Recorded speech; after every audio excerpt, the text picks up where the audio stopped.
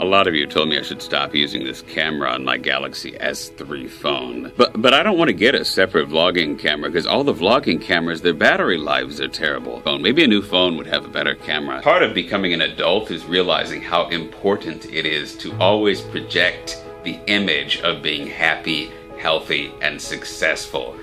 Happy, healthy, and successful, it's like Santa Claus to adults. Everyone knows it's a lie. Everyone knows that everyone is not happy, healthy, and successful all the time. But we all have to keep that lie going. We all have to project that we're all happy, healthy, and successful, because as soon as you lose that image of being happy, healthy, and successful, it majorly changes the way that your friends and your colleagues think about you in your personal life, in your professional life.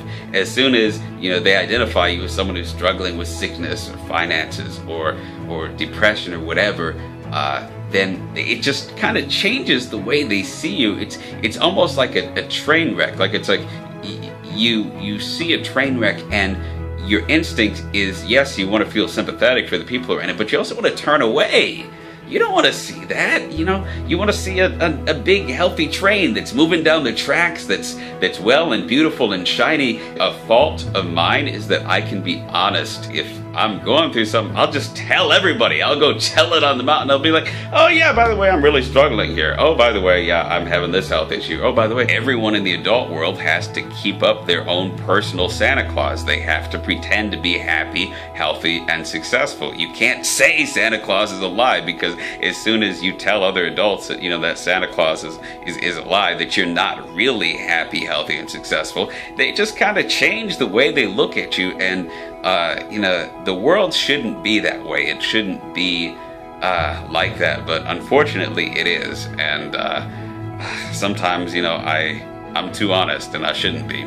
Okay, so here's the thing about this Katherine Heigl controversy. She's a celebrity who was photographed by paparazzi exiting a drugstore, Duane Reade, and then that drugstore retweeted the photo and said, hey, look, she shops here, and now she's suing the drugstore. I'm publicly known enough to know that there are aspects of being publicly known that majorly suck, and one of them is the danger that wherever you go out in the world, you will somehow be the event of whatever space you are occupying. And I think if you've never experienced that, then your temptation might be to go, hey, that would be great. People want to take pictures with me at the drugstore. People want to take pictures with me on the sidewalk. That's awesome. I'd love to be living that life.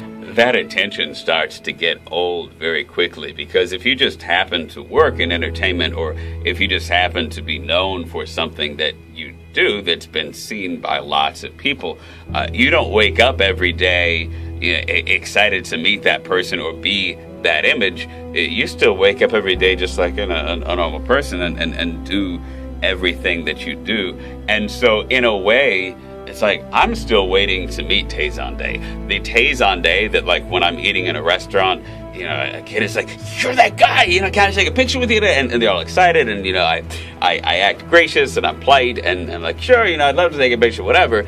I don't know who that Tay Zonday is. So it's like, I think public life, if I could describe it, it's almost like somehow you are always signaling a party that other people want to have, but you're never invited to that party that you symbolize. Sometimes you don't want to be a walking party. Sometimes you don't want to have your life forced into a position where everything you do, every step you take, if someone is taking a photograph or if someone catches you in that moment, it becomes like an endorsement of whatever you're doing. Sometimes a trip to the drugstore ought to be just a trip to the drugstore, or walking down the sidewalk ought to be able to be just walking down the sidewalk.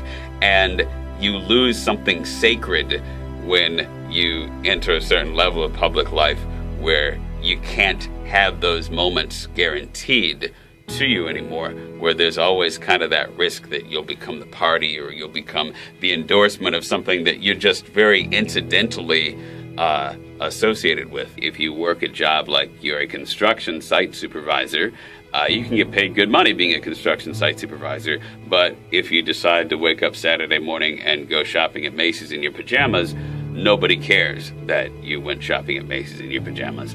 Whereas if you're a public brand or people associate you with a character or something you've done on a larger scale, then suddenly it's news. It's news that you shopped at Macy's in your pajamas. And you're like, why? What is the party? What is the story? Why does anybody care? So I just bought 8 ounces, half a pound of reduced sodium turkey breast for $5. At that price, 10 pounds of turkey would cost $100. Now what confuses me is that around Thanksgiving, you can buy a 10-pound turkey for, what, $8.95, $10, $15 at the most. So I could buy a whole turkey for $1 a pound, maybe $2 a pound if it's a nice turkey.